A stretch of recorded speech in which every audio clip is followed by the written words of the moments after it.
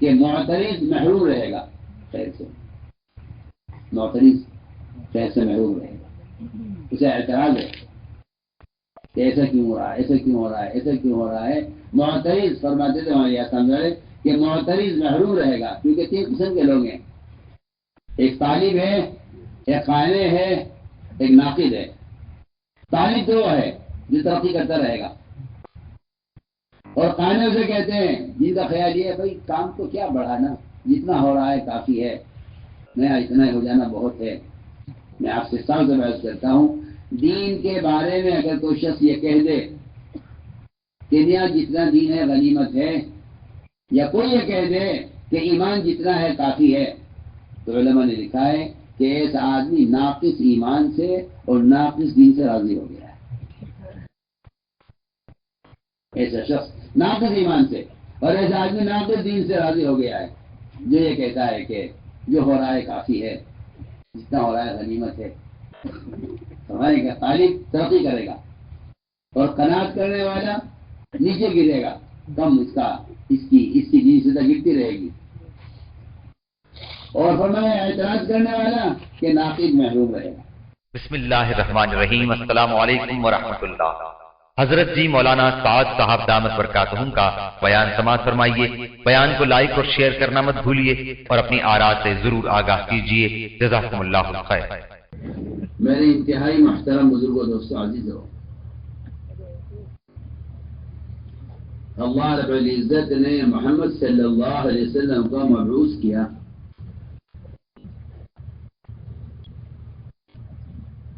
اور آپ کے نصرت کے لیے، آپ کے تعاون کے لیے، آپ کی مدد کے لیے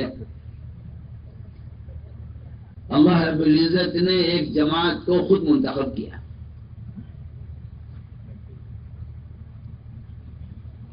جماعت خود منتخب کیا،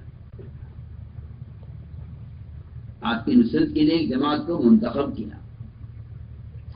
اور عجیب بات یہ ہے کہ وہ منتخب بھی انہی لوگوں میں سے کیا جنہوں نے آپ کی مخالفت کی۔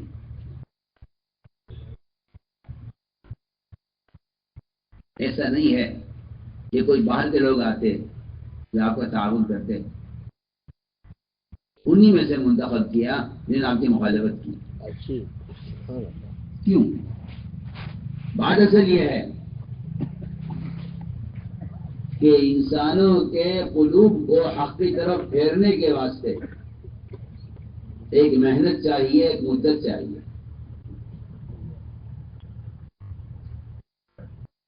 یہ بات یاد رکھیں ہمیشہ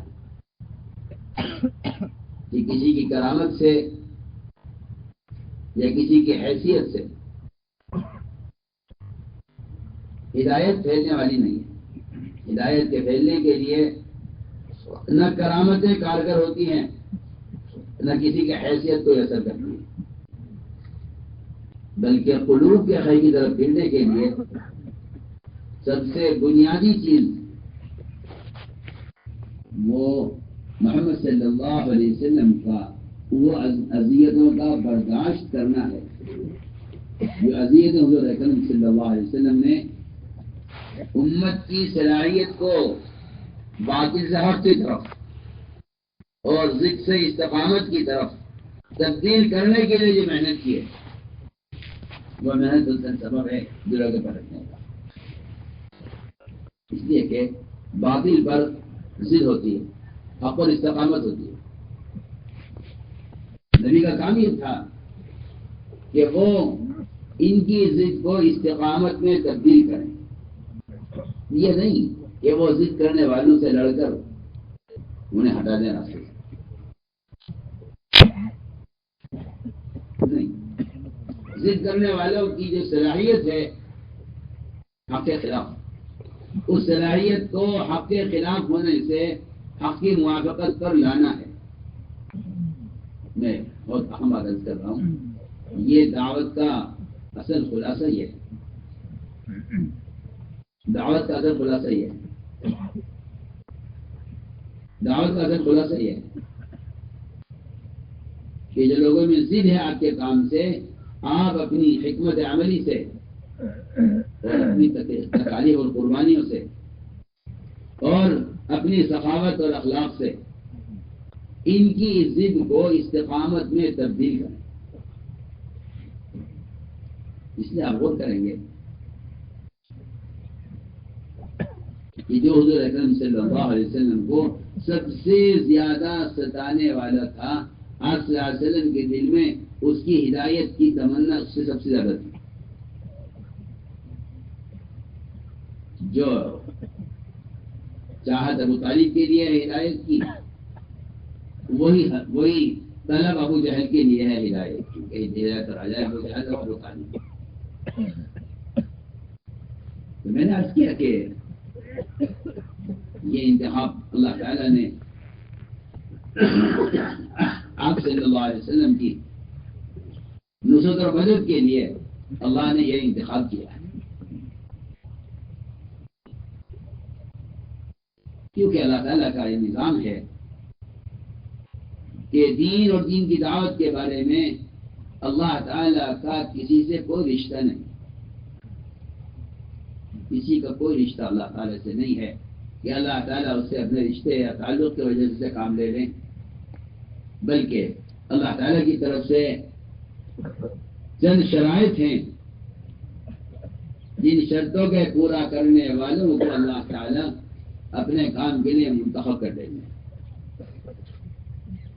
اس لیے انبیاء علیہ السلام اور صحابہ کرام کا اور قیامت تک اللہ تعالیٰ کا دستور یہی ہے کہ اللہ تعالیٰ اپنے کام کے لیے خود منتخب کرتے ہیں جس کو چاہتے ہیں، لیکن شرط یہ ہے کہ اس انتخاب میں نسبتیں نہیں چلتی کہ آپ کس کے بیٹے ہیں اور آپ کس کے پوتے ہیں اور آپ کس کے متعلق ہیں. اس کا کوئی خانہ نہیں ہے اس انتخاب میں. اس انتخاب میں ہر آدمی کا، ہر فرد کا براہ راست معاملہ اللہ کے ساتھ ہے. میں کہا کرتا ہوں کبھی کبھی پرانوں سے کہ جو شخص کسی کے سہارے سے چلنا چاہے، یہ اس بات کی علامت ہے کہ اس کے اندر خود چلنے کی استعداد نہیں ہے. حضور اکرم صلی اللہ علیہ وسلم کے لیے جتنے بھی سہارے تھے اللہ نے سارے سہارے توڑے، سب سہارے توڑے. جو بھی سہارا بنا وہ ٹوٹا، جو بھی سہارا بنا وہ ٹوٹا. آپ دیکھیے جس کو آپ سہارا بناتے تھے وہ ٹوٹ جاتا تھا.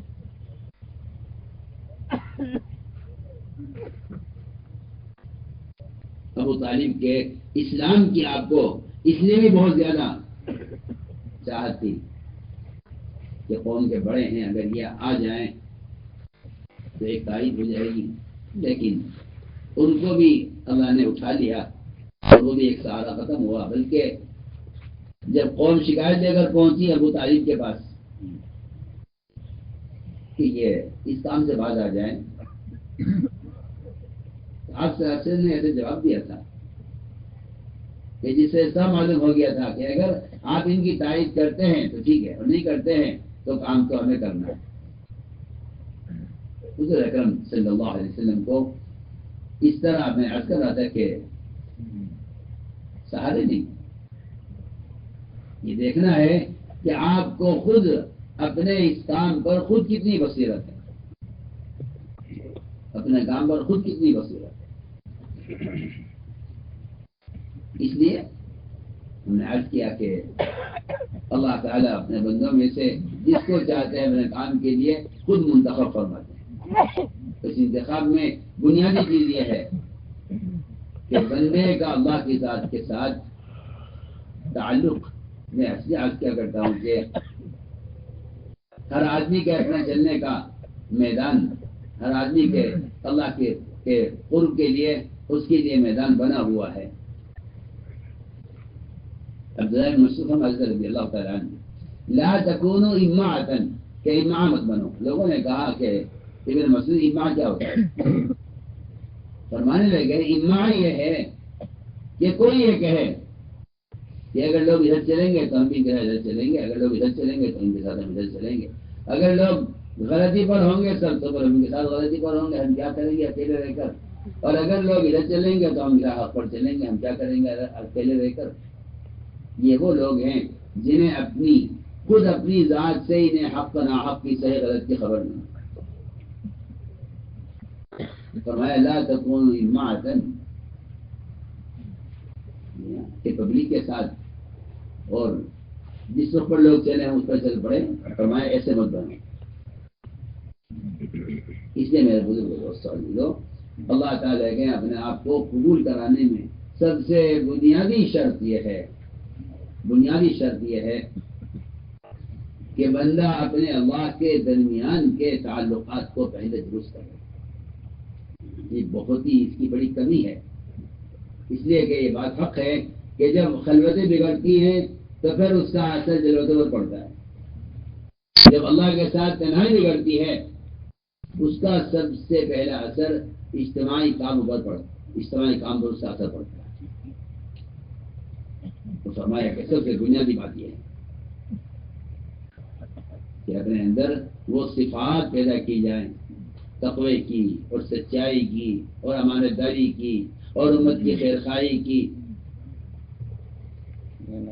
اس لیے سب سے بنیادی بات یہ ہے کہ اللہ کی ذات کے ساتھ تعلق بڑھایا جائے اور اپنی تنہائیوں کو اپنے اللہ کے درمیان کے جتنے بھی امور ہیں ان کی اصلاح کی کوشش کی جائے تاکہ ہمارے اور مخلوق کے درمیان کے حالات درست ہوں. اس لیے کہ یہ بات بالکل حق ہے کہ جو اپنے اللہ کے درمیان کے معاملات کو درست کر دے گا اللہ تعالیٰ اس کے مخلوق کے درمیان کے حالات کو درست کر دیں گے. تو سمجھتے تھے پہلے خلوتیں بگڑیں گی. جی ہاں، تو یہ فساد باہر آئے گا. اس لیے بہت بنیادی بات ہے کہ اللہ کی ذات کے ساتھ تعلق پیدا کیا جائے. اللہ رب العزت ایسے لوگوں کو منتخب کر لیتے ہیں اپنے کام کے لیے. اس لیے کہ یہ بات سب جانتے ہیں کہ دنیا کا دستور ہے کوئی بھی اگر کسی شخص کو اپنے کسی کام کے لیے منتخب کرتا ہے اس کا ایک امتحان لیتا ہے. اس کے امتحان میں اس کا سخت انٹرویو ہوتا ہے یا اس کو کچھ دن رکھ کر دیکھتا ہے. بلکہ صاف کہا جاتا ہے ملازم سے کہ آپ کی ملازمت وقتی طور پر ہے مستقل طور پر نہیں ہے. ہم آپ کو رکھ کر دیکھیں گے مہینہ 2 مہینہ. اگر آپ کو ہم سمجھ میں آئے آپ دوبارہ آپ کو رکھیں گے اور اگر نہیں تو پھر آپ کی ملازمت وقتی ہوگی. مجھے میں سب سے کیا عرض ہوں، شہرت اور قبولیت شہرت اور قبولیت اس میں اتنا بڑا فرق ہے. لیکن لوگ شہرت کو قبولیت سمجھ بیٹھتے ہیں کہ اگر کوئی آدمی مشہور ہے تو ضروری نہیں کہ وہ مقبول بھی ہو. ورنہ روایت میں آتا ہے کہ جو اللہ تعالیٰ کے مقبول بندے ہوتے ہیں اگر وہ کھو جائیں تو ان کو کوئی تلاش نہ کرے، اگر وہ موجود ہو تو ان کی کوئی پرواہ نہ کرے. ورنہ شہرت سے آدمی کو قبولیت کا ایک دھوکہ لگ جاتا ہے. شہرت سے قبولیت کو دھوکہ لگ جاتا ہے. فرمایا کہ قبولیت والی صفات قبولیت کی صفات اپنے اندر پیدا کرو. قبولیت کی صفات اپنے اندر پیدا کرو کہ اللہ رب العزت کے اللہ کا قرب حاصل کرو. ہم نے غور کیا قرآن میں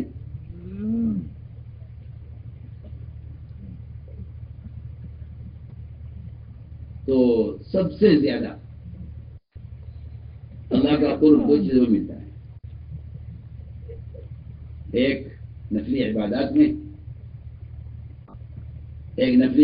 میں اور دوسری بات یہ ہے اللہ کے انتہائی قرب کی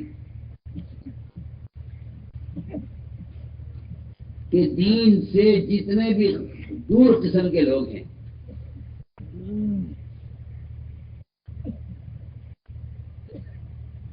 اور اپنی سطح سے نیچے اتر کر عام لوگوں کو خود جا کر دعوت دینا، ان 2 چیزوں سے بڑھ کر اللہ کے قرب کا اور کوئی ذریعہ نہیں. سب سے بڑا ذریعہ اللہ کے قرب کا اپنی سطح سے نیچے اتر کر دعوت دینا. کہ جتنے برے سے برے حالوں کے پاس جاؤ گے اللہ کو اتنا زیادہ قریب پاؤ گے. اس کا مطلب یہ ہے کہ جتنے برے حال والے کے پاس جا کر اس کو اللہ سے جوڑنے کی کوشش کرو گے اللہ تعالیٰ کا اتنا اللہ تعالیٰ کا قرب پاؤ گے. اس لیے یہ ایک بنیادی بات ہے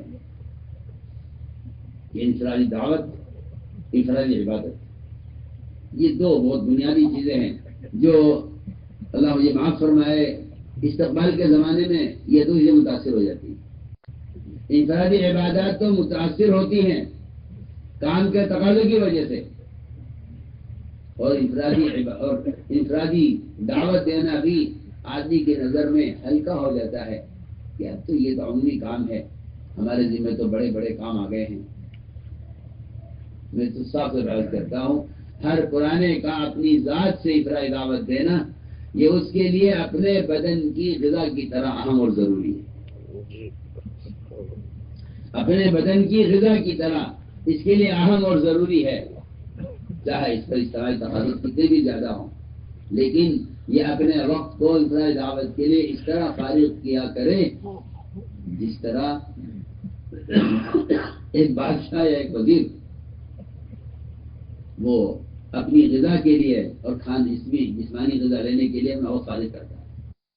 اس لیے کہ دعوت ایمان کے لیے اور دعوت اپنی عبادات کی تکمیل کے لیے اور دعوت اللہ کے قرب کے لیے وہ بالکل غذا کی حیثیت رکھتا ہے داعی کے لیے. اس لیے میں نے عرض کیا کہ اللہ تعالیٰ کے یہاں سب سے زیادہ اہم چیز وہ ہے کہ وہ صفات پیدا کرو جن سے اللہ تعالیٰ کی طرف سے آپ سے کام لینے کا فیصلہ ہو. جس میں سب سے اہم بنیادی صفت وہ صفت صبر ہے. ہم عرض کرتے ہیں کہ جتنا بھی ناگواریاں یا اختلافات پیدا ہوتے ہیں یا اختلاف پیدا ہوتا ہے اس کی بنیادی وجہ جو ہے وہ صبر نہ کرنا ہے. بنیادی وجہ صبر نہ کرنا ہے. حالانکہ صبر ایک ایسی صفت ہے کہ میں تو کہا کرتا ہوں کہ صبر یہ تو ایک گاڑی کے ایندھن اور پیٹرول کی طرح ہے. جہاں آپ کی منزل ہے وہاں تک کے لیے آپ کو پیٹرول لینا پڑے گا. آپ کو کہیں گے راستے میں کوئی ایسا جگہ نہیں ہے جہاں تیل لیا جا سکے، لہذا آپ کو منزل تک کے لیے آپ کو تیل لینا پڑے گا. یہ ایک ایسے بنیادی اصول ہے کہ یقینی بات ہے کہ جہاں تیل ختم ہو جائے گا وہاں سفر ختم ہو جائے گا، اور جہاں صبر ختم ہو جائے گا وہاں اس دعوت کے میدان کا سفر بھی ختم ہو جائے گا. حضور اکرم صلی اللہ علیہ وسلم نے اپنے صحابہ سے صبر کرنے کا جو عہد لیا تھا وہ حوض کوثر پر ملاقات تک کے لیے لیا تھا کہ ہماری ملاقات وہاں ہوگی. وہاں تک کے لیے آپ صلی اللہ علیہ وسلم نے اپنے صحابہ سے صبر کرنے کا عہد لیا ہے. حوض کوثر پر ملاقات تک آپ کو صبر کرنا ہے. تو میرے بزرگ دوستوں، یہ ایک ایسی صفت ہے کہ اگر واقعی یہ پیدا ہو جائے، اگر آدمی اس میدان میں ترقی بھی کرتا ہے اور استقامت بھی صبر سے ہی باقی رہتی ہے. استقامت بھی صبر سے ہی باقی رہتی ہے. جنہیں صبر نہیں ہوتا انہیں استقامت بھی نہیں ہوتی. کہ صبر کے استقامت کے لیے سب سے بنیادی صفت صبر ہے. اور صبر کیا ہے؟ صبر کہتے ہیں حال کے امر کا پورا کر دینا. حال کے امر کا پورا کر دینا. اللہ رب العزت کے یہاں اطاعت کا جو امتحان ہوتا ہے، اطاعت کا جو امتحان ہوتا ہے وہ امتحان ہے اطاعت کا حال کے امر کا پورا کرنا. یہ دیکھا جائے گا حال کا امر کیا ہے. اگر حال کا امر پورا ہو گیا تو یہ مقبول ہے، اور اگر ان حال کے امر کو ضائع کر دیا تو پھر یہ مردود ہے. میں بہت بنیادی بات ہے. حال کا امر ہے اصل. حال کا امر پورا ہو گیا تو یہ مقبول ہے، اور حال کا امر ضائع ہو گیا تو یہ مردود ہے.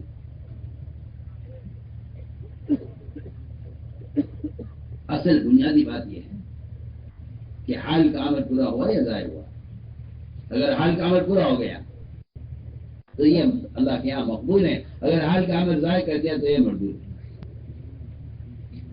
اللہ تعالیٰ کا ایک نظام ہے کہ اللہ تعالیٰ اپنے بندوں کو کے امتحان کے لیے ان پر حال کا امر لاتے ہیں، اور یہ حال کا امر کبھی حیثیت کے خلاف آتا ہے. میں صاف سے بات کرتا ہوں، حیثیت کے خلاف حال کا امر آتا ہے. اچانک مشورے میں ایسا کام آپ کے ذمہ آ جائے گا جس کام کو آپ سے کے چھوٹے بھی کر سکتے ہیں. جس کام کو آپ کے چھوٹے بھی کر سکتے ہیں، ایسا کام آپ کے ذمہ آ جائے گا. جی ہاں، شیطان یہ کہے گا کہ دیکھیے یہ آپ کے ساتھ زیادتی ہے کہ آپ سے وہ کام لیا جا رہا ہے جو کام آپ سے چھوٹے بھی کر سکتے ہیں. تو اس کا مطلب یہ ہے کہ آپ کے درجے کو گھٹایا جا رہا ہے آپ سے یہ کام لے کر، لہذا آپ اس کام سے انکار کرتے ہیں. سننے میں بہت اچھی مثال دے رہا ہوں. آپ سفر میں تھے، جب کام تقسیم ہوئے صحابہ پر، انتظامی لائن کے یہ کھانا کون پکائے گا اور بکری کون کاٹے گا اور گوشت کون بنائے گا، تو آپ صلی اللہ علیہ وسلم نے اپنے آپ کو خود پیش کیا یہ کہہ کر کہ جنگل سے لکڑی میں چن کر لاؤں گا. جی آپ کی تو مجال نہیں ہے نا، نعوذ باللہ آپ سے کہتے ہیں. آپ نے خود پیش کیا، اپنے آپ کو خود پیش کیا کہ جنگل سے لکڑی میں چن کر لاؤں گا. یہ میں کہا کرتا ہوں کبھی کبھی ساتھیوں سے کہ یہاں اس کام میں عہدے نہیں ہیں، ممبر سے لے کر بیت الخلاء کی صفائی تک جتنا کام ہے سب بالکل برابر ہے. سارے کام بالکل برابر ہے. اگر ان کو برابر نہ سمجھا تو اختلاف پیدا ہوگا کہ آپ نے ان کو یہ دیا، آپ نے ان کو یہ نہیں دیا، آپ نے ان کو یہ دیا، آپ نے ان کو یہ نہیں دیا، ان کو یہ دینا چاہیے تھا، ان کو یہ دینا چاہیے تھا.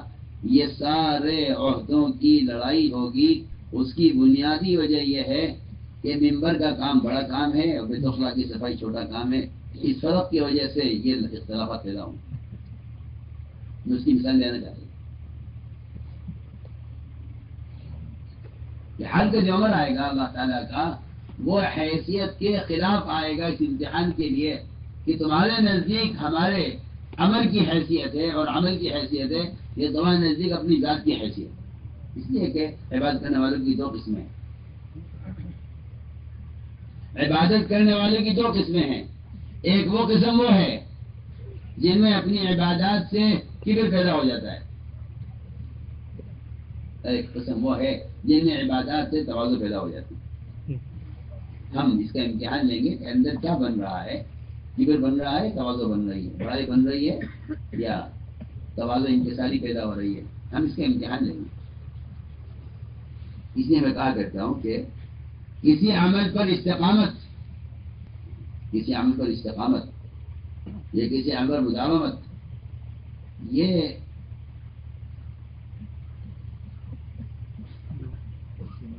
اصل امر کو پورا کرنا نہیں ہے، بلکہ اگر کوئی حکم آپ کے معمول کے خلاف آ جائے تو اس کا پورا کر دینا اطاعت ہے. اس کے عمل پر مداومت یہ استقامت نہیں ہے. عمل پر مداومت استقامت نہیں ہے. جس عمل کو آپ کر رہے ہیں پابندی سے، اس کے خلاف کوئی حکم آ جائے اس کو پورا کرنا استقامت. اس کی مثال ہے کہ اللہ تعالیٰ حکم لا کر دیکھتے ہیں کہ اندر کیا بن رہا ہے، کبر بن رہا ہے یا تواضع بن رہی ہے. جہاں تواضع بن رہی ہوتی ہے وہاں وہ اللہ کے عمل کو دیکھتے ہیں. یہ نہیں دیکھتے کہ ہم سے کیا کرایا جا رہا ہے، وہ دیکھتے ہیں اللہ کا عمل کیا ہے. اللہ تعالیٰ نے امتحان لیا. اس امتحان میں سب سے پہلا امتحان فرشتوں کا ہوا. پہلا امتحان فرشتوں کا ہوا. اللہ نے آدم علیہ السلام کو پیدا کر کے فرشتوں کو حکم دیا کہ آدم کو سجدہ کرے. سب نے سجدہ کیا. ان میں سب سے زیادہ عمل کرنے والا، سب سے زیادہ علم والا، سب سے بڑھ کر عقل اور سمجھ والا، بلکہ علماء نے لکھا ہے کہ ابلیس کو جو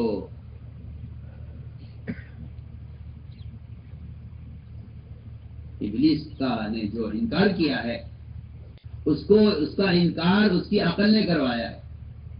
کیونکہ عقل تقاضا کر رہی ہے کہ میں ان سے بہتر ہوں، میں پرانا ہوں، میں ان سے بہتر ہوں. عقل تقاضا کر رہی ہے. رحمۃ اللہ علیہ کہ اس سے جو انکار کروایا ہے اس کی عقل نے انکار کروایا ہے. یہ عقل کی بات ہے کہ انا خیر منہ. اس لیے عقلوں کو، تمام عقلوں کو شریعت کے تابع کیا گیا ہے. شریعت عقل کے تابع نہیں ہے. تمام عقلیں شریعت کے تابع ہیں. تمام عقلیں شریعت کے تابع ہیں. شریعت عقل کے تابع نہیں ہے. یہاں اس کی عقل نے اس کو دھوکہ دیا اور عقل نے یہ تقاضا کیا کہ ہمارے ساتھ یہ زیادتی ہو رہی ہے کہ ہمیں ایک نئے آدمی کو سجدہ کرنے کا حکم دیا جائے. ایک نئی مخلوق. تو چنانچہ ابلیس نے سجدہ کرنے سے انکار کر دیا. ابھی کہہ رہے تھے کہ وہ جو حال کا امر ہوتا ہے وہ اس امتحان کے لیے ہوتا ہے کہ یہ حال کے امر کو پورا کرتے ہیں، ضائع کرتے تھے. اس نے حال کے امر کو ضائع کر دیا اور یہ کہہ کر ضائع کر دیا کہ میں ان سے بہتر ہوں. میرے دوستوں، جو حال کا امر تو اللہ امر ہے، چاہے وہ آدم کو سجدہ کرنے میں اللہ کا امر ہو، چاہے وہ دائیں ہاتھ سے لقمہ لینے کی سنت ہو.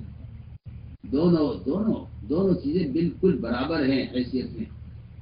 یہ خیال غلط خیال ہے کہ بھائی سجدے کا جو امر ہے وہ تو بڑا امر ہے اور کھانا کھانے کا جو امر ہے وہ کوئی بڑی بات نہیں ہے. آدمی بائیں ہاتھ سے کھانا کوئی حرام نہیں ہے، دائیں ہاتھ سے کھانا کوئی فرض نہیں ہے. اگر اسے لقمہ بائیں ہاتھ سے لے لیا تو ایسا کون سا بڑا گناہ ہو گیا. لیکن آپ کو دو مثال عرض کر رہا ہوں کہ ادھر ابلیس نے سجدے سے انکار کیا یہ کہہ کر کہ میں ان سے بہتر ہوں. ادھر ایک صاحب نے بائیں ہاتھ سے لقمہ لیا. حضور اکرم صلی اللہ علیہ وسلم فرمایا کہ دائیں ہاتھ سے کھاؤ. اس نے بھی دائیں ہاتھ سے کھانے سے تکبر کی وجہ سے انکار کیا اور یہ کہا کہ میرا دائیں ہاتھ اٹھتا نہیں ہے. آپ نے بددعا دی. فرمایا اللہ کرے تیرے دائیں ہاتھ کبھی نہ اٹھے. حالانکہ وہ اس معاملے میں جھوٹ بول رہا تھا. ہاتھ اس کا صحیح تھا، لیکن جن میں کبر ہوتا ہے وہ نصیحت کرنے والے یا خیر کی طرف توجہ کرنے والے کی بات کا انکار کر دیتے ہیں اور انکار اس طرح کرتے ہیں کہ وہ کوئی عذر پیش کر دیتے ہیں کہ بھائی ہم یہ کام نہیں کر سکتے. وہ نہ کرنے سے انکار نہیں کرتے بلکہ وہ اس کے لیے ایک عذر پیش کر دیتے ہیں کہ میں کام نہیں کر سکتا. آسا بدعا دی فوراً اور فرمایا اللہ کرے تیرا یہ ہاتھ کبھی نہ اٹھے. یہ بدعا جو اس کو لگی ہے اس پر اس کا ہاتھ شر ہو گیا اور کبھی اس کے منہ کی طرف اس کا ہاتھ اٹھ نہیں سکا کیونکہ اس نے منع جو انکار کیا ہے. روایت میں ہے مامن آہو الا الکبر کہ اس کا منع کرنا جو تھا وہ انکار کرنا تکبر کی وجہ سے تھا. انکار تکبر کی وجہ سے تھا. تو میں نے عرض کیا کہ عبداللہ بن مسعود فرماتے ہیں رضی اللہ تعالیٰ عنہ اگر کوئی شخص کسی بھی خیر کے کام کی طرف متوجہ کرے اور کسی بھلے کام کا حکم کرے اور دوسرا آدمی جواب میں صرف اگر اتنا بھی کہہ دے کہ آپ اپنا فکر کریں تو فرماتے ہیں کہ یہ تمام گناہوں میں سب سے بڑا گناہ ہے کسی سے یہ کہنا کہ آپ اپنا فکر کریں. ٹوکنے والے کو اگر آپ نے اس وقت اس کے عمل کی متوجہ کر دیا، ٹوکنے والے کو اگر آپ نے اس وقت عمل کی اس کو متوجہ کر دیا گویا کہ آپ نے اس کو یہ کہہ دیا کہ آپ نئی فکر نہ کریں، آپ اپنی فکر کریں. اس بات کا رد کرنے کی وجہ سے فرماتے ہیں مسعود اللہ تعالیٰ کہ یہ تمام گناہوں میں سب سے بڑا گناہ ہے کہ ٹوکنے والے سے یہ کہا جائے کہ آپ اپنا فکر کریں۔ میرے دوستوں عزیزوں، ابلیس کس مقام پر تھا؟ وہاں سے گرنے کی جو بنیادی وجہ ہوئی ہے وہ حال کے امر کو تکبر کی وجہ سے ان سے حال کے امر کو ضائع کر دیا، اور یہ کہہ کر ضائع کیا کہ میں ان سے بہتر ہوں۔ کیا وجہ ہوئی؟ کیا وجہ ہوئی آخر؟ میں اس کی وجہ بتلاتا ہوں کہ وجہ بنی ہے حسد۔ وجہ بنی ہے حسد۔ جی ہاں، حسد نیکیوں کو کھا کر ایسا خاک کر دیتا ہے جیسا آگ لکڑی کو کھا کر خاک کر دیتی ہے۔ حسد۔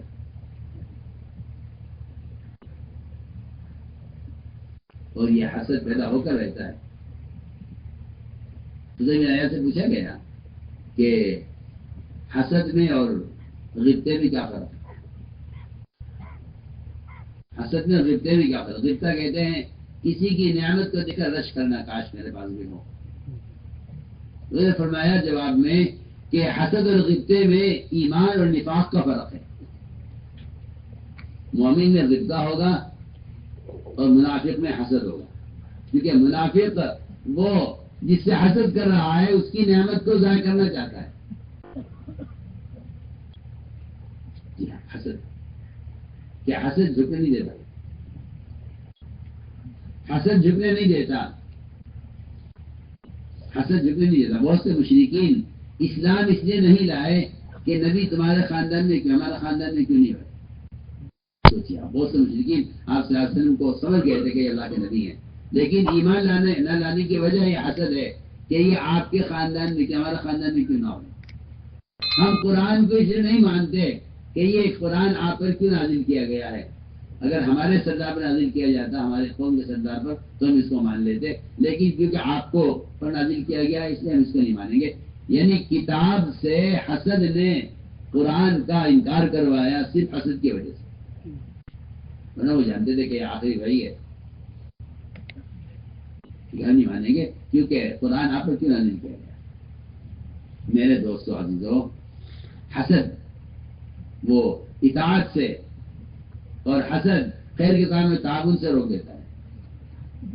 اسے میں نے عرض کیا کہ اللہ علماء نے لکھا ہے کہ اللہ کی پہلی نافرمانی جو آسمانوں میں ہوئی ہے وہ حسد کی وجہ سے ہوئی ہے، اور زمین میں جو پہلا قتل ہوا ہے، پہلا قتل خون جو بہا ہے کسی انسان کا زمین پر، وہ صرف حسد کی وجہ سے۔ اس نے فرمایا کہ حسد کرنے والا اس لیے ناکام ہو جاتا ہے کہ وہ اللہ تعالی کی تقسیم سے اختلاف کر رہا ہے۔ جی ہاں، یہ حسد کا خلاصہ ہے، اللہ کی تقسیم سے اختلاف کرنا، کیونکہ وہ جس کو چاہے جو چاہے دے، وہ جس کو چاہے جو چاہے دے۔ اختلاف اللہ کی تقسیم سے اختلاف کرنا ہے، حسد کرنا۔ اس لیے صحابہ کرام کا مزاج یہ تھا کہ اگر ان کو کسی کو کوئی فضیلت، کوئی درجہ، کوئی خیر، کوئی چیز کسی کو دی جاتی تھی تو صحابہ کرام کا مزاج یہ تھا کہ وہ اپنے سے نیچے والوں کے ساتھ جا کر رہا کرتے تھے اپنے اندر خیر کو پیدا کرنے کے لیے۔ وہاں اس کا نہیں ہوتا کہ ان کو یہ چیز کیوں دی گئی، بلکہ وہاں یہ تقاضا ہوتا تھا کہ ان کو یہ خیر دی ہے، چلو ان کے ساتھ چل کر اس خیر کو ہم بھی حاصل کریں۔ حضور اکرم صلی اللہ علیہ وسلم نے ایک یمنی تلوار نکالی، تو میں عمدہ تلوار تھی، میں اسے کون لے گا جس کا حق ادا کرے؟ زبیر کھڑے ہوئے، پرانے بھی ہیں، رشتے دار بھی ہیں، تمہیں کیا نہیں، بیٹھ جاؤ، تمہیں نہیں ملے گی۔ زبیر کھڑے ہوئے دوسرے اعلان پر، ان کو بھی نہیں دی۔ میں اس تلوار کو کون لے گا جو اس کا حق ادا کرے؟ تو یہ دونوں ہزار ڈر گئے، ڈر گئے، دونوں ڈر کر پیچھے گئے۔ اس اعلان پر ابو دجانہ کھڑے ہوئے، ایک عام صحابی ہے، آپ نے تلوار ان کو دی، اس تلوار کو لے کر میدان میں چلے تو زبیر رضی اللہ تعالی عنہ وہ حضرت ابو دجانہ کے پیچھے پیچھے میدان میں گئے کہ کیا وجہ کیا ہے کہ ہمارے ہوتے ہوئے تلوار اس کو ملی ہے، چلو اس کا کام دیکھتے ہیں۔ میں کہنا چاہتا ہوں کہ یہ ہے اصل اجتماعیت کی بات، یہ ہے اصل اجتماعیت کی بات کہ ہمارے ہوتے ہوئے اگر تلوار ان کو دی گئی ہے تو ان کے اندر کوئی خاص بات ہے جو ہمارے اندر نہیں ہے، ان کا انتخاب ہوا ہے، چلو ان کے ساتھ چل کر میدان میں کام دیکھتے ہیں۔ زبیر رضی اللہ تعالیٰ عنہ نعوذ باللہ بجائے اس کے کہ وہ ناراض ہو کر پیچھے ہٹتے یا ناراض ہو کر یہ اعتراض کرتے کہ ہم تو پہلے کھڑے ہوئے تھے، میں آپ کو پہلے پیش کیا تھا، ہم سے کیوں نہیں کام لیا گیا، وہ تلوار ہمیں کیوں نہیں دی گئی، نہیں کیوں دی گئی ہے۔ زبیر رضی اللہ تعالیٰ عنہ ابو دجانہ کے پیچھے پیچھے میدان میں اترے اور ان کے عمل کو دیکھ کر فرمایا کہ اللہ جانے، اللہ کا رسول جانے کسے کیا کام دینا ہے۔ اس طرح صحابہ کرام کو اگر کسی کی فضیلت سنتے تھے تو ان کے ساتھ رہنے کی کوشش کیا کرتے تھے۔ یہ صحابہ کرام کے واقعات آج صحابہ میں جمع کیے ہیں، اور واقعی ہماری تربیت کے لیے، رہبری کے لیے حیات صحابہ کا مسلسل مطالعہ اور اس کو مستقل دیکھنا کتنی مشکلات کو حل کرے گا، اور اتنا ہی یعنی خیر آئیں گے، ہر مسئلے کا حل ہے، ہر موڑ پر ایسے واقعات منتخب کیے ہیں حیات صحابہ میں کہ کام کرنے والوں کے لیے ہر قدم پر اس سے رہبری ہے، ہر قدم پر رہبری ہے۔ تو میں نے عرض کیا کہ حکم آئے گا کبھی کبھی حیثیت کے خلاف، اللہ تعالیٰ دیکھنا چاہیں گے کہ ان میں اطاعت کتنی ہے، ان میں تواضع کتنی ہے۔ چنانچہ میں نے عرض کی پہلی مثال کہ حکم آیا حیثیت کے خلاف تو ابلیس یہاں ناکام ہو گیا، اس نے سجدہ کرنے سے انکار کر دیا۔ کبھی اللہ تعالیٰ حکم لاتے ہیں انبیاء علیہ السلام پر، ان کا بھی امتحان سخت ہوتا ہے، اور سخت سے سخت امتحان نبیوں کا امتحان ہے۔ خود حدیث میں آتا ہے اشد الناس بلاء الانبیاء، کہ سب سے سخت امتحان جو ہوگا وہ امتحان انبیاء علیہ السلام کا ہوگا، جو سب سے سخت امتحان ہوگا۔ دوسرا امتحان انبیاء علیہ السلام کا ہے۔ اللہ تعالیٰ نے ابراہیم علیہ السلام کو جن صفات کے اندر اور جن امتحانات کے اندر اللہ نے ابتلا کیا ہے، ابراہیم علیہ السلام نے ان صفات کو، ابتلاءات کو پورا کر کے دکھلایا۔ سب سے بڑی ابتلا ان کی اپنی ذات کے لیے آگ میں ڈالے جانے کی، اور سب سے بڑی ابتلا ان کی اپنی ذات میں اولاد کو ذبح کرنے کا حکم۔ ہم دیکھنا چاہتے ہیں کہ یہ کر سکتے ہیں، کر سکتے ہیں۔ اولاد تو ہونا ایک انسان کا ایک فطری تقاضا ہے، ہر انسان میں چاہت ہوتی ہے اولاد کے ہونے کی۔ اللہ نے حکم دیا اسماعیل کو ذبح کرو، یہ حکم ہے، حکم فوراً پورا کیا، بلکہ فرمایا اسماعیل علیہ السلام سے کہ اپنے معاملے میں خود غور کرو، تمہارا کیا خیال ہے اس بارے میں؟ اس کا خیال کیا ہوتا ہے؟ اللہ کا حکم ہے، آپ تو مامور ہیں، آپ تو وہ کیجیے جو اس کا اللہ نے آپ کو حکم دیا ہے، آپ تو یہ کیجیے جس کا اللہ نے آپ کو حکم دیا ہے۔ میں سمجھتا ہوں اس لفظ میں فانظر ماذا ترى، اس میں ابراہیم علیہ السلام بچے کو اخلاص کی تعلیم دے رہے ہیں کہ تمہارا ذبح ہونا اس لیے نہ ہو کہ باپ کا حکم ہے، تمہارا ذبح ہونا اس لیے ہو کہ اللہ کا حکم ہے۔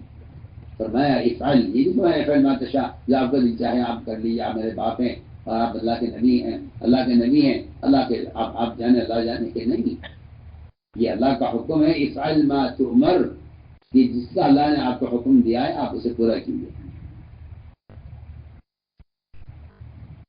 میرے دوستوں بھائیو، ابراہیم علیہ السلام نے اگر اس حکم کو پورا کیا ہے اسماعیل علیہ السلام کے لیے، حضور اکرم صلی اللہ علیہ وسلم کا ایک امتی ایسا تھا، آپ صلی اللہ علیہ وسلم نے ایک ایسے صحابی کو پکڑا جو اپنے باپ سے سب سے زیادہ محبت کرتے، بہت باپ کے ساتھ اس کے سلوک اور باپ کے ساتھ بڑی خدمت کرنے والے تھے، باپ سے بڑی محبت کرنے والے تھے. ان کو پکڑا آپ نے اور بلا کر فرمایا جاؤ اپنے باپ کا سر کاٹ کر لاؤ. کوئی وجہ، کوئی جرم، کوئی غلطی کچھ نہیں. فرمایا جاؤ باپ کا سر کاٹ کر لاؤ. روایت میں آتا ہے یہ صحابی سنتے ہی دوڑے، نہ ٹھہرے، نہ کوئی سوال کیا، نہ کوئی وجہ معلوم کی، سنتے ہی دوڑے. فرمایا کہاں جا رہے ہیں؟ اب بتاؤ کہاں جا رہے ہیں؟ آج کی آپ کا حکم ہے میں باپ کا سر لے کر آتا ہوں. میں کہ نہیں، ہاں آؤ. ہمیں رشتوں کو توڑنے کے لیے بھیجا گیا، ہمیں رشتے جوڑنے کے لیے بھیجا گیا ہے. ہم تو تمہارا امتحان لینا چاہتے تھے کہ تمہیں باپ سے محبت زیادہ ہے، ہم سے محبت زیادہ ہے. ادھر باپ کا امتحان ہو رہا ہے بیٹے کو ذبح کرنے میں، ادھر نبی اپنے امتی کا امتحان لے رہے ہیں، بیٹے کا امتحان لے رہے ہیں باپ کو ذبح کرنے میں. وہاں ابراہیم علیہ السلام بیٹے کو ذبح کرنے میں کامیاب. یہاں آپ صلی اللہ علیہ وسلم کا ایک امتی آپ صلی اللہ علیہ وسلم کے حکم پر باپ کو ذبح کرنے کو تیار. حکم ہے آپ کا، ہم وجہ نہیں معلوم کریں گے کہ آپ ایسے کیوں کر رہے ہیں. آپ کا حکم ہے پورا کریں گے. میرے بزرگ دوست، میں جو کہہ رہا تھا شروع میں کہ اللہ تعالیٰ نے ایک جماعت کا انتخاب کیا ہے آپ صلی اللہ علیہ وسلم کے ساتھ. یہ انتخاب کوئی آسان انتخاب نہیں ہے، بلکہ اس میں اطاعت کے سخت امتحانات ہیں. سخت امتحانات، یہ کریں گے، یہ نہیں کریں گے، یہ کر دیں گے، یہ نہیں کریں گے. ایسے لوگوں کو کوئی انتخاب نہیں ہوتا. کیوں؟ اس لیے کہ اطاعت اور اسی بات طے شدہ بات ہے کہ جو حکم آئے گا وہ حکم ضائع کرنے والا حکم نہیں ہوگا. کیونکہ اللہ تعالیٰ اپنے بندوں کو ظلم کرنے والے نہیں ہیں کہ یہ ضائع ہو جائیں. ایسا نہیں ہو سکتا. بندہ ڈرتا ہے میں اس حکم کو پورا کرنے میں ضائع ہو جاؤں گا، حالانکہ اللہ تعالیٰ اپنے بندے کو ضائع کرنے کے لیے نہیں بلکہ نوازنے کے لیے حکم لاتے ہیں.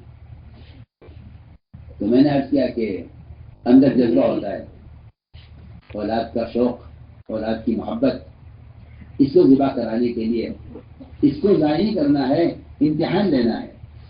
وہاں تو چھری نہ چلی، اور یہاں آپ صلی اللہ علیہ وسلم نے خود ہی فرما دیا کہ نہیں، آؤ واپس آ جاؤ. ہم تو دیکھنا چاہتے تھے کہ تمہارے دل میں محبت ہماری زیادہ ہے، یہ تمہارے دل میں باپ کی محبت زیادہ ہے.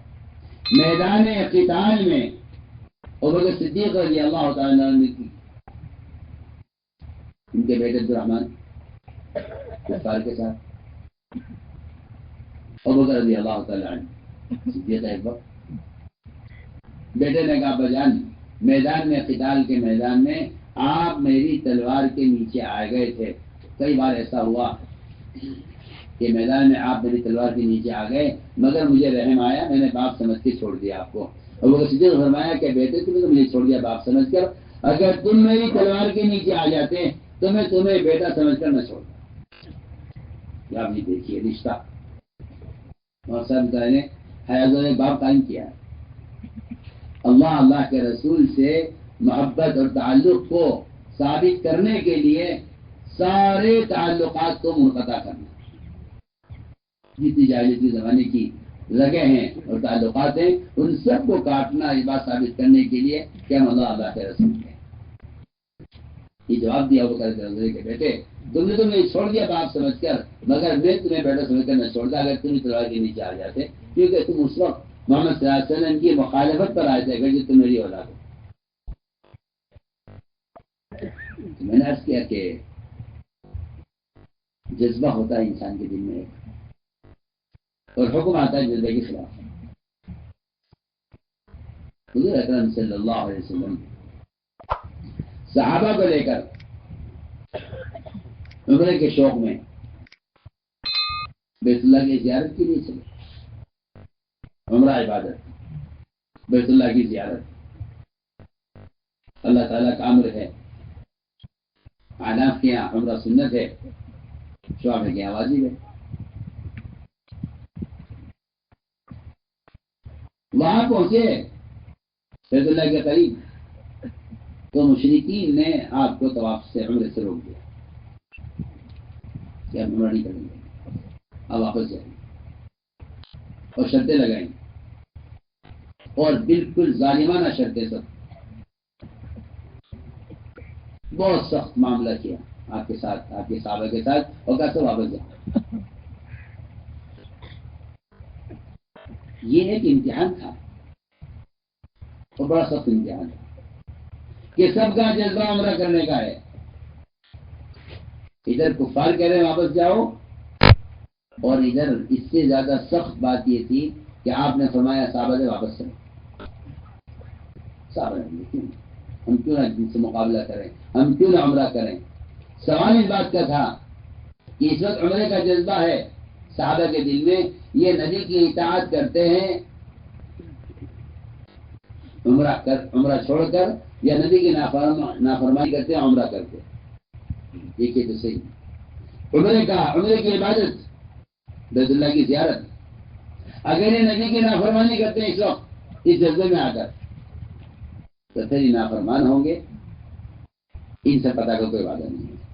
اور اگر یہ فرما برداری میں اس وقت اپنی جذبے کو قربان کر کے نبی کی بات مان لیں، تو پھر ہم ان کو اطاعت کی برکتیں اور فتوحات ان کو یہی دکھلا دیں گے۔ عجیب بات ہے کہ سب کا جذبہ عمرہ کرنے کا، آپ کا حکم کے لیے واپس چلنا ہے، فرمائے واپس چلنا ہے۔ حضرت عمر رضی اللہ تعالیٰ عنہ جس کے پاس بھی جاتے ہیں، جذبہ ہے نا ایک اندر، ہر ایک سے اگر کہتے کہ وہاں پر نہیں ہے، بیت اللہ سب کا نہیں ہے، جواب یہ دیتا تھا کہ عمر یہ اللہ کے رسول ہیں، جو یہ کہیں گے وہ ہمیں کرنا ہے۔ عمر یہ اللہ کے رسول ہیں جن کا حکم ہمیں پورا کرنا ہے۔ جن سفر کر کے آئے ہیں مدینہ منورہ سے، بیت اللہ کے قریب پہنچ گئے ہیں، اور عین وقت پر کہیں واپس جائیں۔ اللہ کا حکم تھا کہ آپ سے نہیں کو کہ واپس جائیں۔ یہ کیوں ہے حکم؟ یہ اس لیے ہے کہ اس وقت تمہارا جذبہ عمرہ کرنے کا ہے، ہمارا حکم واپسی کا ہے۔ ہم دیکھتے ہیں کہ تم نبی کی اطاعت کتنی کرتے۔ بعض لوگوں نے بال کتروائے اس امید پر کہ دل میں یہ تھا کہ شاید عمرے کی حد مل جائے، شاید کفار کو رحم آ جائے، تو جنہوں نے حلق کرایا انہوں نے تو آپ صلی اللہ علیہ وسلم کی حکم کو پوری طرح مانا۔ آپ نے حلق کرایا، انہوں نے بھی حلق کرایا۔ جن کے دلوں میں ارادہ تھا عمرہ کرنے کا، جن ارادہ تھا عمرہ کرنے کا تو عمرہ کرنا، انہوں نے بال کتروائے، حلق نہیں کرنا، سر نہیں مڑوایا، بال کتروائے، کیونکہ دل میں یہ تھا کہ ہاں شاید عمرے کی حد مل جائے، شاید کفار کو رحم آ جائے، شاید اب کوئی خبر آ جائے، شاید اب کوئی خبر آ جائے۔ تمہارے دل میں یہ بات ہے کیوں کہ جو ہم چاہ رہے تھے وہ ہو جاتا؟ جب نبی نے حکم دے دیا واپس جانے کا، تو تمہارے دل میں عمرے جیسی عبادت کی چاہت کیوں باقی ہے؟ کیونکہ بات قرآن نے صاف کہہ دی ہے کہ تیرے رب کی قسم عالم مومن ہو نہیں سکتا کہ تیرے فیصلے کے بعد ان کے دل میں اپنی چاہت باقی رہ جائے، چاہے وہ عمرہ کیوں نہ ہو، چاہے وہ روزہ کیوں نہ ہو، چاہے وہ کوئی سمی عمل خیر ہو، ان کے دل میں بات باقی کیوں ہے؟ قرآن نے صاف کہہ دیا کہ تیرے رب کی قسم عالم مومن نہیں ہو سکتا جب تک اس کے دل کی اچھی چاہتیں بھی نبی کے حکم کے تابع نہ ہو جائے۔ اچھی چاہتیں، چنانچہ روایت عجیب ہے، جن لوگوں نے حلق کرایا آپ صلی اللہ علیہ وسلم کے لیے 3 مرتبہ دعا کی، مغفرت کی، اللہم اغفر للمحلقین، اللہم اغفر للمحلقین، 3 مرتبہ دعا دی ان کو۔ ان کے لیے دعا نہیں ہوئی، کتروانے والوں کے لیے۔ انہوں نے خود کہا کہ اصلا ہماری بھی دعا کر دیجیے، ان کے لیے دعا ہو رہی ہے۔ آپ نے ان کے کہنے پر 1 مرتبہ صرف 1 مرتبہ فرمایا کہ اللہ بال کترنے والوں کی مغفرت کر دیں۔ وہ بھی ان کے کہنے پر یہ دعا 1 مرتبہ کی ہے، حلق کرانے والوں کی بغیر طلب کے آپ نے 3 مرتبہ دعائیں مغفرت کی ہے۔ علماء نے لکھا ہے وجہ اس کی یہ تھی کہ آپ صلی اللہ علیہ وسلم کا مکمل اتباع کیا ہے، اور انہوں نے بال کتروائے ہیں کیونکہ ان کے دل میں یہ بات تھی کہ تھوڑا سا اور انتظار کر لیتے ہیں، شاید جلد مل جائے عمرہ کرنے۔ جب مدینہ حکم یہ واپس چل رہا ہے، میں نے عرض کیا کہ حکم آتا ہے آدمی کے اچھے جذبے کے خلاف، جذبہ بہت اچھا ہے یوں کریں، حکم آ گیا کہ نہیں یہاں سے واپس جانا ہے، ابھی یہاں سے ہٹے نہیں تھے، ابھی یہاں سے ہٹے نہیں تھے کہ فتح کی خبر آ گئی اللہ کی طرف سے، ابھی ہٹے بھی نہیں تھے یہاں سے کہ فتح کی خبر آ گئی۔ صحابہ فرماتے ہیں کہ تم لوگ حدیبیہ کو فتح، مکے پر حملے کو فتح مکہ کہتے ہو، اور ہم حدیبیہ کو فتح مکہ کہتے ہیں، کہ وہاں تو جہاں جذبات اپنے قربان کر کے حکم پورا کیا ہے، وہیں ہمیں فتح کی خبر مل گئی تھی کہ اللہ کی طرف سے فتح کا فیصلہ ہو گیا۔ میرے دوستوں بزرگوں، اس طرح میں کہنا چاہتا تھا کہ جو حکم آتا ہے اللہ تعالیٰ کا، وہ کہیں جذبے کے خلاف، کہیں فطری محبت اور تعلقات کے خلاف، کہیں حکم آ جاتا ہے معمول کے خلاف۔ معمول یہ تھا کہ نماز ہوتی تھی بیت المقدس کی طرف، نماز ہوتی بیت المقدس کی طرف، اچانک حکم آ گیا نماز کے دوران کہ آپ رخ پھیر لیجیے بیت اللہ کی طرف۔ یہ نماز کے درمیان میں حکم آیا ہے، اور نماز پڑھتے پڑھتے آپ سے راستے میں آپ کے صحابہ اسی وقت گھوم گئے بیت المقدس سے بیت اللہ کی طرف۔ کہ ہم نے ایسا کیوں کیا؟ ہم نے صرف جاننے کے لیے کیا ہے کہ جو نبی کے ساتھ عمل میں چل رہے ہیں، ان میں کون ہے جو فوراً حکم پورا کرتا ہے، اور کون ہے ان میں جو کہتا ہے نہیں وہ قبلہ بھی ٹھیک ہے، یہ قبلہ بھی ٹھیک ہے، کبھی ادھر پڑھ لیں کبھی ادھر پڑھ لیں۔ کہ نہیں، ہم تو آپ کی اجتماعیت کو دیکھنے کے لیے، اور آپ کے ساتھ جو امت آپ کے ساتھ ہے، ہم ان کی اطاعت کو جانچنے کے لیے ہم نے قبلے کو بدلا ہے، تاکہ ہم جان لیں کہ کون تم میں نبی کا اتباع کرنے والا ہے، کون ایڑی کو بل پلٹنے والا ہے۔ میں کہ ہم قریب کہیں گے احمد قسم کے لوگ کہ ان کا قبلہ کیوں بدلا گیا؟ یہود نے کہا ہمارا قبلہ ہمیں کیوں چھوڑا؟ اگر غلط تھا تو آپ کی پچھلے باتیں ضائع ہو گئی، اگر صحیح تھا اس کو بھی چھوڑ دیا۔ کفار نے کہا ہمارا قبلہ ہم نے کیوں اختیار کیا؟ ہمارے بتوں کو نہیں مانتے، ہمارے قبلے کی طرف کیوں آئے؟ منافقین ہوتے ہیں اعتراض کرنے والے۔ منافقین نے یہ کہا کہ ان کا تو کوئی ٹھکانا ہی نہیں ہے، کبھی کچھ کرتے ہیں، کبھی کچھ کرتے ہیں، کبھی کچھ کہتے ہیں، کبھی کچھ کہتے ہیں۔ کیا ضرورت تھی بھلا قبلے کو بدلنے کی؟ جب ایک معمول چل رہا تھا چلتا رہتا، کیا ضرورت تھی اس کو تبدیل کرنے کی؟ معمول چل رہا تھا چلتا رہتا ہے، اس کو بدلا کیوں ہے؟ منافقین کو اعتراض، ہمیشہ اعتراض ہوا ہے منافقین کو، اس لیے مولانا صاحب کا ملفوظ ہے کہ معترض محروم رہے گا خیر سے، معترض خیر سے محروم رہے گا، اسے اعتراض ہے کہ ایسا کیوں ہو رہا ہے، ایسا کیوں ہو رہا ہے، ایسا کیوں ہو رہا ہے۔ معترض فرماتے تھے ہمارے یہاں کہ معترض محروم رہے گا، کیونکہ 3 قسم کے لوگ ہیں، ایک طالب ہے، ایک قائل ہے، ایک ناقد ہے۔ طالب تو وہ ہے جو ترقی کرتا رہے گا، اور قائل اسے کہتے ہیں جن کا خیال یہ ہے بھائی کام تو کیا بڑھانا، جتنا ہو رہا ہے کافی ہے، میں اتنا ہو جانا بہت ہے۔ میں آپ سے سال سے بحث کرتا ہوں، دین کے بارے میں اگر کوئی شخص یہ کہہ دے کہ یہاں جتنا دین ہے غنیمت ہے، یا کوئی یہ کہہ دے کہ ایمان جتنا ہے کافی ہے، تو علماء نے لکھا ہے کہ ایسا آدمی ناقص ایمان سے اور ناقص دین سے راضی ہو گیا ہے۔ ایسا شخص ناقص ایمان سے اور ایسا آدمی ناقص دین سے راضی ہو گیا ہے جو یہ کہتا ہے کہ جو ہو رہا ہے کافی ہے، جتنا ہو رہا ہے غنیمت ہے۔ ہمارے کا طالب ترقی کرے گا، اور قناعت کرنے والا نیچے گرے گا، کم اس کی دین سے گرتی رہے گی۔ اور فرمایا اعتراض کرنے والا کہ ناقد محروم رہے گا۔ تو میں نے عرض کیا کہ یہ ایک امتحان تھا عبادت میں کہ اچانک نماز کے دوران حکم آ گیا کہ آپ لوگ پہلے لیجیے بیت اللہ کی طرف۔ صحابہ کرام فوراً پلٹ گئے بیت المقدس سے بیت اللہ کی طرف۔ ہم نے عرض کیا کہ یہاں حکم آیا معمول کے خلاف.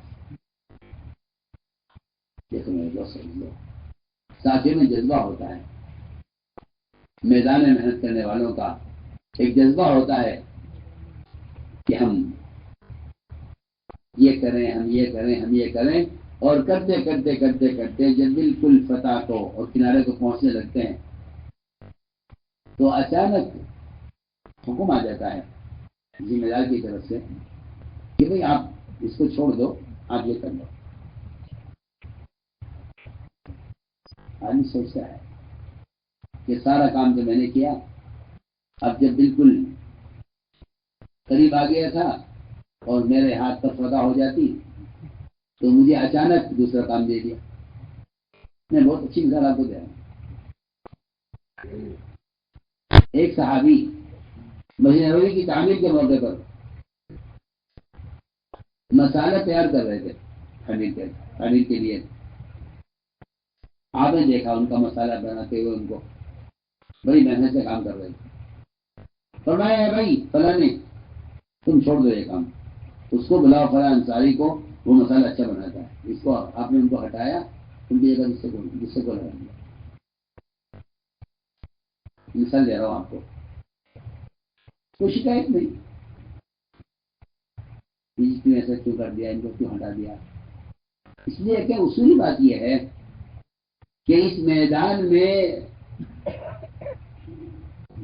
معذوری وہ ترقی کا ذریعہ ہے.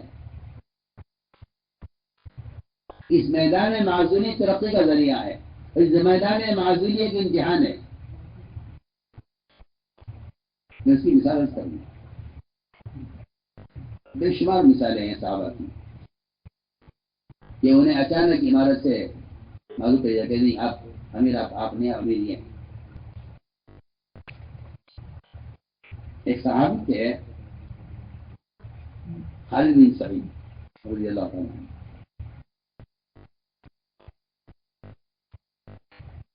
ایک سال تک وہ صدیق رضی اللہ تعالیٰ عنہ کی عمارت سے انہوں نے اتفاق نہیں کیا. ایک سال تک وہ ایک مدینے سے باہر رہ گئی. ایک سال کے بعد آئے اور آ کر ابوبکر رضی اللہ عنہ سے بحث ہو گئے. ایک سال کے بعد وہ یہ کہا کرتے تھے کہ ان کا تو امیر اچانک بنا دیا گیا ہے، مشورہ نہیں ہوا ہے، اچانک امیر بنا دیا گیا ان کو، لہٰذا میں نہیں مانتا. مدینہ چھوڑ کے چلے گئے. ایک سال کے بعد واپس آئے. ابوبکر صدیق رضی اللہ ہاتھ پر بیعت ہو، اور بیعت ہونے کے بعد انہوں نے ابوبکر رضی اللہ تعالیٰ نے ان کو ایک لشکر کا امیر بنایا. انہوں نے فرمایا کہ امیر ابھی تو مناسب نہیں ہے، کیونکہ ابھی آئے ہیں اور میدان میں کام کے ماحول میں رہے نہیں ہیں، اور اسی لیے نئے آدمی کو، ناتجربے کار کو اس طرح اکرام بنا دینا تعلق کی وجہ سے یا اس کے اکرام میں. ابوبکر نرم دل آدمی تھے، انہوں نے خیال ہوا کہ چلو اس کو امیر بنا دو، یہ آ گیا ہے. انہوں نے فرمایا نہیں، اس کو امیر نہ بنائیے. کہا کہ اب تو عمر میں اعلان ہو چکا، میں اسی گھر میں جھنڈا لگا چکا ہوں اور سب کو پتہ چل گیا ہے کہ یہ امیر جماعت ہے، اب تو مناسب نہیں ہے ہٹانا. لوگ کیا کہیں گے؟ نہیں، آپ کا حکم ہے، آپ حکم دے دیجیے، ہم تو آپ کی بات مانیں گے. جیسا آپ فیصلہ کریں. حضرت ابوبکر نے فرمایا عمر میں اسے امیر بنا چکا ہوں. فرمایا میری درخواست ہے آپ سے. عمر رضی اللہ عنہ یہ بات چاہتے تھے تو اللہ کی طرف سے ایسی جو ہے مقبول اور مؤثر ہوتی تھی اور مفید ہوتی تھی. عمر رضی اللہ عنہ درخواست کرتے رہے تو نہیں ایسا کرنا تو ایسی کہوں گا جیسے تم کہتے ہو صحیح کریں گے. فوراً آدمی بھیجا کہ جاؤ خالد بن سعید کے مکان کے دروازے سے جھنڈا اکھاڑ کر لے آؤ، ان سے کہہ دو کہ آپ کی عمارت سے معزول کر دیا گیا. آدمی گیا دروازے پر، ان کے کیا لوگ تھے. اللہ جا کر کہا کہ آپ کو امیر بنایا گیا تھا اور ابھی مجھے بھیجا ہے. وہ صدیق رضی اللہ تعالیٰ نے اور یہ کہا ہے کہ آپ امیر آپ نہیں ہے، فلاں ہوگا، اور جھنڈا واپس منگوایا۔ انہوں نے کہا الحمدللہ، ہمیں تو اس وقت جھنڈا ملنے کی خوشی بھی نہیں تھی کہ امیر بنا دیا گیا ہوں، اور اب اس کے جانے کا غم بھی نہیں ہے، اور اب تو کام زیادہ کرنے کا موقع ملے گا۔ امیر بن کر کرتے تو ذمہ داری ہوتی انتظام کی اور لشکر کو لے کے چلنے کی اور ان کے مسائل کی اور ان کے امور کی، اور اب تو عبادت سے ہٹ گئے ہیں، اب تو زیادہ میدان میں اتر کر عمومی کام کا موقع زیادہ ملے گا، معمول بن کر کام کریں گے، موقع زیادہ ملے گا۔ تو اللہ کا شکر ادا کیا اور یہ کہا بالکل لے جاؤ، ہمیں تو بالکل امیر بننے کی شکی خوشی تھی، نہ عمارت کے جانے کا غم ہے، یا جھنڈا لے جاؤ، خیر و بس میں جیسا آپ کا حکم ہے ہم تیار۔ میں نے عرض کیا کہ یہ تھی صحابہ کرام کی مزاج، مان کر چلے تھے، جو چاہے کروا دو، جو چاہو کروا دو، ہم ہر کام کے لیے وقت تیار ہیں۔ خالد رضی اللہ تعالیٰ عنہ کو امیر بنایا لشکر کا، اور فتح ان کے ہاتھ پر ہو رہی تھی، اور بالکل فتح ہونے کو تھی، اچانک حضرت عمر کا حکم گیا کہ نہیں، تم چھوڑ دو عمارت اور جھنڈا فلا کو فلا کے حوالے کر دو، این وقت معذور کر دو۔ عجیب قصہ ہے یہ بھی۔ جب یہ معذور کیے گئے اور خالد رضی اللہ تعالیٰ عنہ ان کے بڑے جگری دوست تھے علقمہ ابن علاسہ، بڑی محبت تھی آپس میں، تعلقات ہوتے نا آپس میں، تو پھر ان تعلقات کی وجہ سے جھگڑے بھی ہوتے ہیں کہ جی دیکھو انہوں نے ہمارے ساتھ ہمارا آدمی گھر ایسا کیا ہے، ہمارے دوست نے ایسا کیا، ٹھیک ہے ہم بھی ابھی سے لڑیں گے کیونکہ انہوں نے ہمارا آدمی گھر ایسا کیا۔ لیکن وہاں عجیب و غریب مزاج ہے لوگوں کا۔ حضرت علقمہ کو سے تو محبت تھی، حضرت خالد سے بہت جگری دوست ان کے۔ جب وہ معذور کر دیے گئے، خبر پہنچی، خیر وہ کھل گئے، واپس آ گئے۔ تو رات کو اندھیرے میں ملاقات ہوئی، حضرت علقمہ ابن علاسہ کی ملاقات ہوئی حضرت عمر سے، اندھیرا، رات کا اندھیرا تھا۔ حضرت عمر رضی اللہ تعالیٰ عنہ کی شکل، صورت، لہجہ، آواز وہ ملتا تھا حضرت خالد سے بہت۔ حضرت علقمہ یہ سمجھے کہ یہ خالد ہے، وہ تھے حضرت عمر۔ علقمہ نے بات شروع کر دی، علقمہ نے کہا او خالد، یہ جو عمر ہے نا مومنین، اس نے جو تجھے معذول کیا ہے یہ بہت تنگ دلی کی بات ہے اور تنگ نظر ہے یہ عمر، اور اچھا نہیں کیا عمر نے تیرے ساتھ ایسا کر کے۔ تو تم سنتے رہے، وہ سمجھ رہے خالد ہے، اور عمر کے خلاف ان سے بات کی، بہرحال ان کو تکلیف تو ہوئی اس بات سے کہ میرے دوست کو معذول کر دیا۔ حضرت عمر سنتے رہے، فرمایا اور سناؤ خالد، اور سناؤ علقمہ۔ علقمہ نے کہا کہ میرے چچا کے میرے بھتیجے کو مال کی ضرورت تھی، میرا خیال تھا کہ عمر سے کہوں گا اس کے لیے مال کچھ دے دے، لیکن جب عمر نے تمہارے سے کیا تو بس میرا ارادہ نہیں ہے عمر سے مال کا سوال کرنے کا، اس طرح کی بات میں نے کی۔ اور عمر نے فرمایا اور خالد کی آواز میں، کیسے یہ بتا علقمہ، اگر یہ جو ہمارے امیر ہیں، ذمہ دار ہیں، اگر یہ ہمیں ہمارا حق نہ دیں،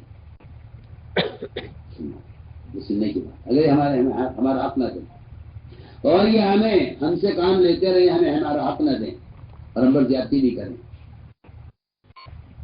تو یہ بتا علقمہ کہ تیرا پھر کیا خیال ہے؟ علقمہ نے کہا دیکھ خالد، بات یہ ہے اگر یہ ہمیں ہمارا حق نہ دیں اور یہ ہم سے کام لیتے رہیں تو ہمیں تو ہر حال میں ان کی مان کر چلنا ہے اور اپنے آپ کو ان کے حوالے کرنا ہے۔ یہ انہوں نے جواب دیا۔ صبح کو مجلس سلطنت کی حالت تھی، سب سے آگے مقدس یہ دونوں بیٹھے ہوئے، علقمہ اور حضرت خالد دونوں برابر بیٹھے سامنے۔ حضرت عمر نے فرمایا ہاں بھائی بتاؤ خالد، رات تمہاری علقمہ سے کیا باتیں ہوں گی؟ خالد نے کہا نہیں، میں تو کئی روز سے ملا نہیں، ملاقات نہیں ہوئی کہ نہیں؟ بتاؤ بتاؤ رات تم دونوں کیا باتیں کر رہے تھے؟ خالد نے کہا اللہ کی قسم میری اس کی ملاقات نہیں ہوئی. علقمہ نے کہا خالد جھوٹ مت بولو، قسم مت کھاؤ، رات میں اور تم ساتھ میں تو تھے. تم دونوں سچ بول رہے ہو. علقمہ تمہارے ساتھ، خالد نہیں تھا، میں تھا تمہارے ساتھ. مگر علقمہ تم نے جو بات کہی ہے نا کہ چاہے ہمارے ساتھ کچھ بھی ہو لیکن ہمیں ہر حال مان کر چلنا ہے. اور میں فرمایا ایک مومن کے دل کا یہ جذبہ مجھے پوری دنیا پر حکومت کرنے سے زیادہ پسند. یہ مجھے تو اس کی بات کرنا. ایک مومن کے دل کا یہ جذبہ کہ ہمیں مان کر چلنا ہے مجھے پوری دنیا پر حکومت کرنے سے زیادہ پسند ہے. ایک مومن کا یہ جذبہ کیا میں مان کر چلنا ہے. میرے دوستوں، ایک ہوتا ہے کلب معلم، ہدایے ہوئے کتے ہوتے ہیں جن کو چھوڑا جاتا ہے میدانوں میں، وہ شکار کرتے ہیں، شکاری کتے کہہ جاتے ہیں. شریعت نے اس کے شکار کو 3 شرطوں پر حلال کہا ہے. پہلی بات یہ ہے کہ آپ بسم اللہ پڑھ کر اس کو چھوڑیں کتے کو. دوسری اہم شرط یہ ہے کہ یہ کتا اس میں سے خود نہ کھائے، لا کر شکار لا کر مالک کے حوالے کرے. اگر یہ کھا لیتا ہے اس میں سے تو یہ کتا امانت دار کتا نہیں ہے، اس کا شکار حلال نہیں ہے. تیسری شرط بہت اہم ہے کہ یہ کتا دوڑ رہا ہو شکار کے پیچھے اور اچانک مالک یہ کہے کتے کو تو واپس آ جاؤ، اس کو چھوڑ دو، اور مالک کتے کو روکنا چاہے، کتا اگر رک جاتا ہے مالک کے اشارے پر تو اس کا تجربہ اس کو ہو جائے بارہا کہ یہ کتا اشارے پر رک جاتا ہے، حالانکہ بھاگ رہا ہے اس شکار کے پیچھے، اور دوڑتے دوڑتے بھی قریب پہنچتا تھا کہ وہ مالک اس کو روک دے، اور یہ مالک کے اشارے پر شکار کو چھوڑ کر وہیں رک جائے تو فرمایا کہ اس کا تو شکار حلال ہے. اور اگر یہ کتا مالک کا روکنے پر رکتا نہیں ہے اور شکار پر حملہ کر دیتا ہے تو یہ شکار اس مالک کے لیے حلال نہیں. یہ کتا فرمان بردار نہیں. آپ سوچیے تو صحیح، ایک جانور اگر مالک کا فرمان بردار نہیں ہے تو اس کا شکار قابل قبول نہیں ہے، حلال نہیں ہے. تو جو امتی عبادت کے لیے پیدا کیا گیا ہے اگر اس میں اطاعت نہیں ہے تو بتائیے اس کا عمل قابل قبول اللہ نے کیسے ہوگا.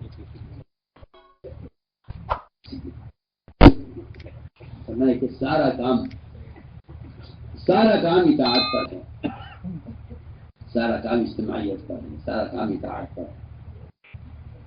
تو میں تو شروع میں آیت پڑھی تھی قرآن کی کہ ہم نے رسولوں کو بھیجا ہی اطاعت کے لیے ہے.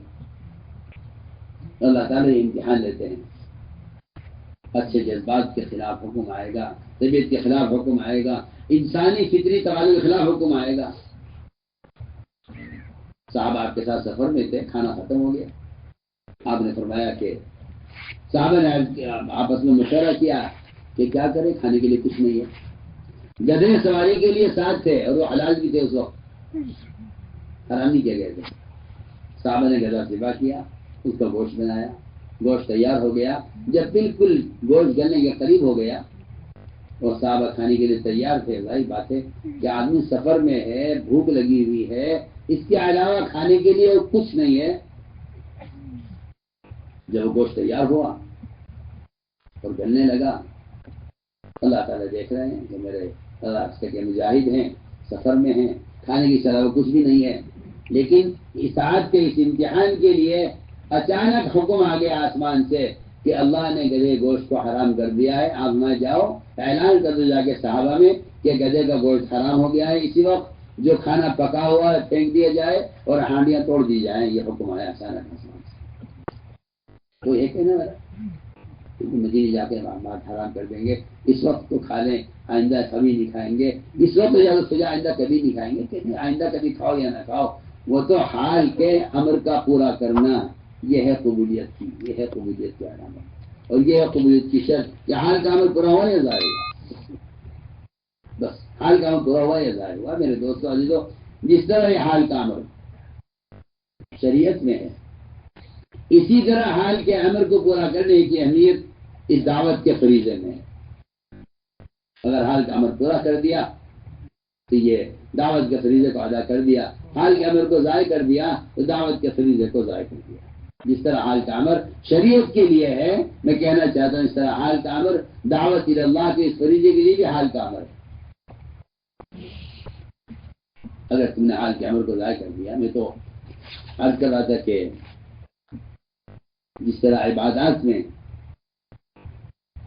حال کا امر ہے، اسی طرح دعوت اللہ میں بھی حال کا امر ہے۔ دعوت اللہ میں بھی حال کا امر ہے۔ اس میں کوئی شک نہیں ہے کہ لوگوں کے ساتھ آزار بھی ہیں، مشکلات بھی ہیں، لیکن دو قسم کے لوگ ہوتے تھے۔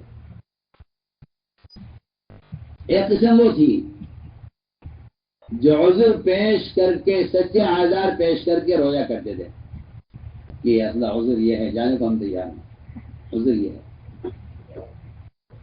وہ اپنے سچے آزار کو رویا کرتے تھے۔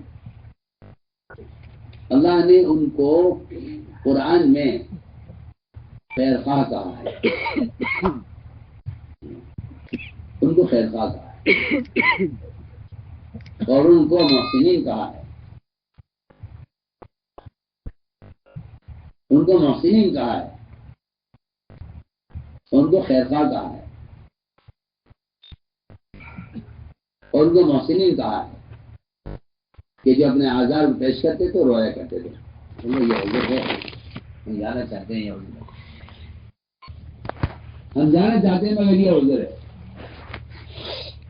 تو قرآن نے یہ کہا ہے کہ جو اپنے آزار کو، سچے آزار پر رو رہے ہیں،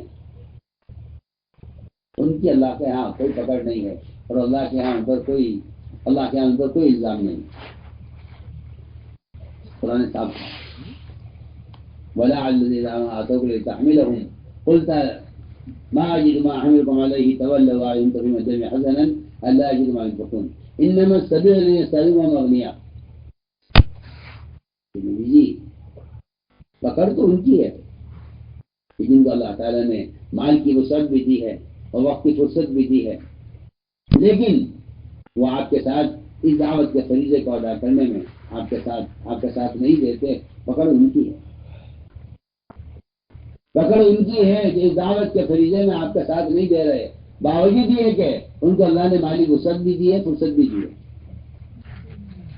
پکڑ ان کے لیے ہے، پکڑ ان کی ہے، ناراضگی ان سے ہے اللہ تعالیٰ کی، کیونکہ اللہ نے فرصت بھی دی ہے، وسعت بھی دی ہے۔ جن لوگوں کو اللہ تعالیٰ نے، جن کے ساتھ آزار ہیں اور شرعی عذر ہے، سچا عذر ہو یا جھوٹا عذر ہو، منافقین دونوں حالتوں میں خوش رہتے تھے۔ اور ایمان والوں کی علامت یہ تھی کہ وہ اپنے سچے آزار میں بھی اپنے آپ کو مجرم سمجھتے تھے۔ عذر سچا ہے، صحیح ہے، لیکن وہ کبھی نہیں کہتے تھے کہ اس عذر اپنے عذر سے خوش ہوں، کبھی نہیں، بلکہ ان کی آنکھوں سے آنسو بہ رہے ہوتے تھے اس پر کہ کیا کاش ہم نکلتے، مگر آکاش نے روک دیا ہے، کاش ہم نکلتے مگر یہ ایک ایسا عذر پیش آ گیا ہے۔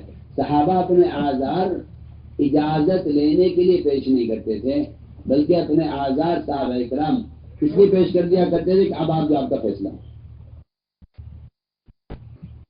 ایک صحابی تھے بہت لنگڑے، روایت میں آتا ہے اشد العرج، سخت لنگڑے، بیٹھے روک دیا ان کو کہ بھائی آپ مت نکلیے، کہتا ہے مجھے نکلنا ہے، بھائی آپ مت نکلیے، آپ معذور ہیں۔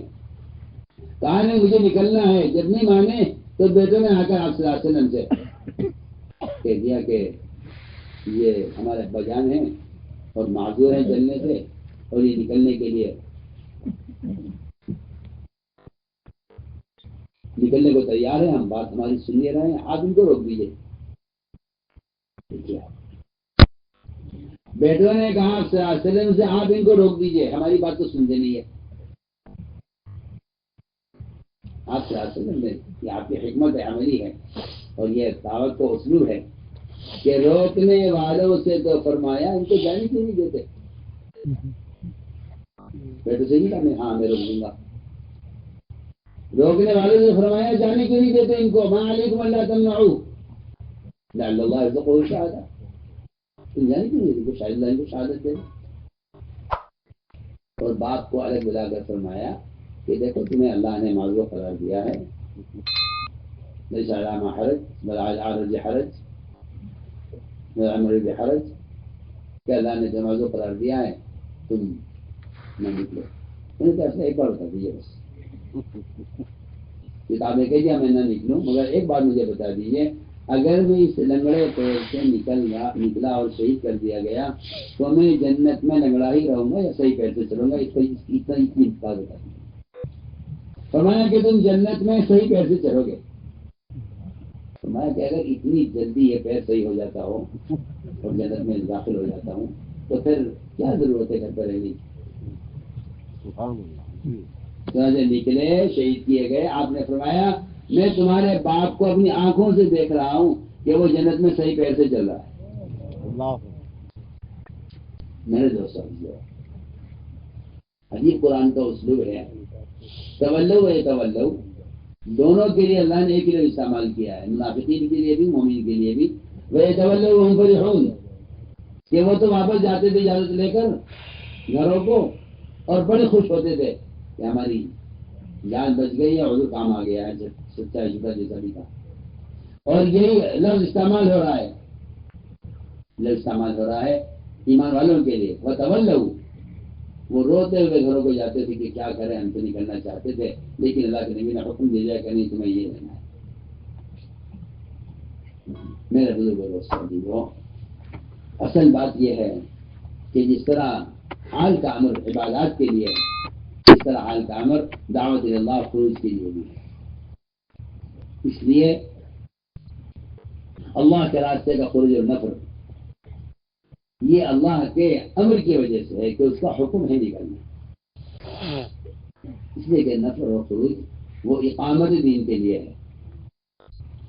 نفر و خروج اقامت دین کے لیے ہے، دین کو قائم کرنے کے لیے ہے، دین کو قائم کرنے کے لیے ہے. اس لیے قرآن نے کھل کر کہا ہے الا تنفروا يعذبكم عذابا الیما، نہیں نکلو گے تو اللہ تمہیں عذاب دیں گے. لوگ یہ سمجھتے ہیں کہ یہ اس زمانے میں جو خروج تھا تو قتال کی وجہ سے ہوا کرتا تھا، اس لیے اس کی وعیدیں ہیں میں نکلنے پر.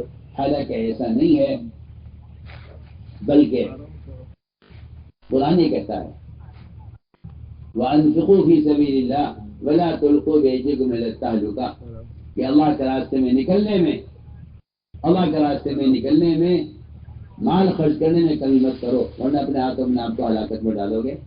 یہ آیت جب نازل ہوئی تو عجیب اس آیت کے اندر فرمایا کہ